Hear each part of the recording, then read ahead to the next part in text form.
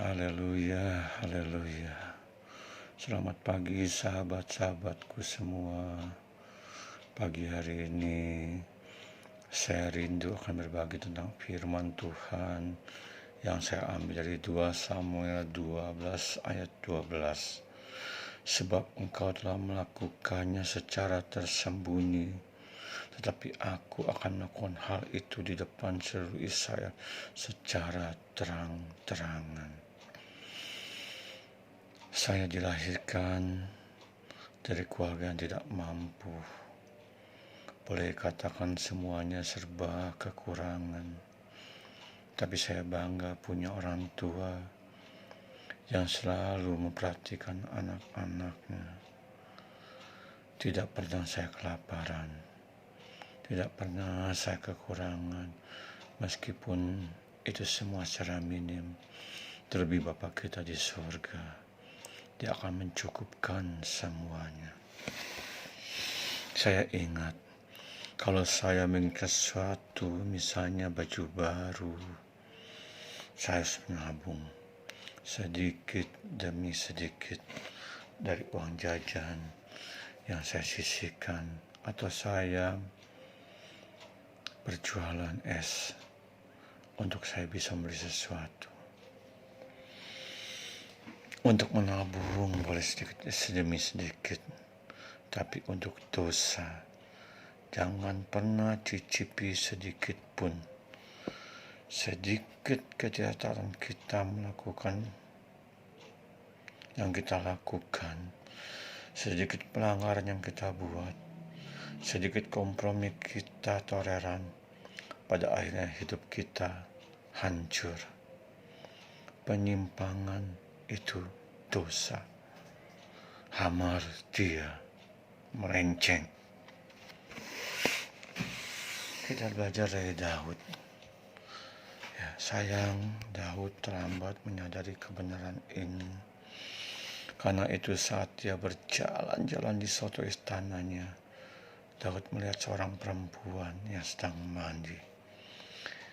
Ia tidak memalingkan wajahnya.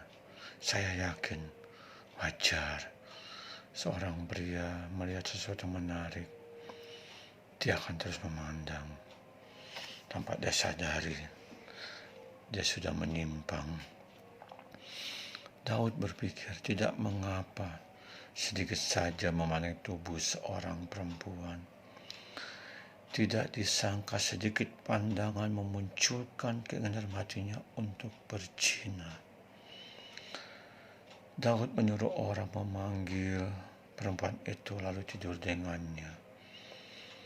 Padahal sudah diberitahukan padanya perempuan itu bernama Batseba, istri Uria, panglima perangnya. Kembali Daud berpikir, tidak mengapa sedikit saja menikmati tubuh istri panglimanya. Tidak disangka ternyata hubungan itu mengakibatkan Batseba hamil. Batseba mengandung. Timbul di hati pikiran Daud dan merancang siasat untuk membunuh Uria, panglimanya ini. Sekali Daud berpikir, tidak mengapa melenyapkan sedikit saja nyawa umat manusia. Sedikit demi sedikit, tanpa disadari, dosa tertimbun menjadi bukit. Sampai akhirnya datang Nabi Nathan memberitahukan penghukuman Tuhan. Saya mau katakan, jangan beri sedikit pun kesempatan kepada iblis. Dia seperti singa yang mengaum-ngaum mencari mangsanya.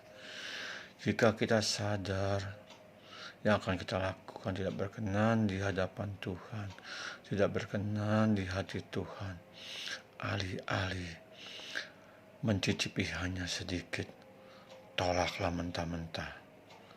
Sedikit saja kita membuka ruang bagi dosa, akibatnya fatal. Dosa itu menghancurkan kita. Dosa itu merusak kita. Dosa itu memisahkan kita dari Allah.